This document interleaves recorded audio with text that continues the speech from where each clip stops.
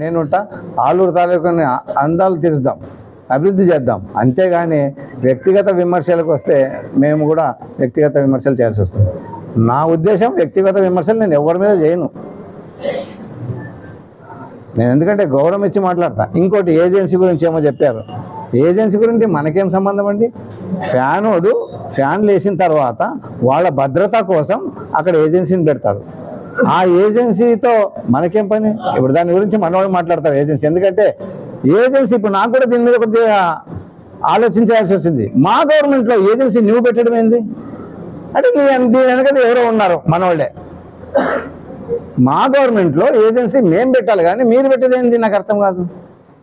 ఆ రోజు మీరు పోయి గొడవ చేస్తే మరి పెట్టుబడిదారులు ఎలా వస్తారు? అది తప్పు కదా. కనుక ఏజెన్సీ గురించి మా రవి మాట్లాడతాడు.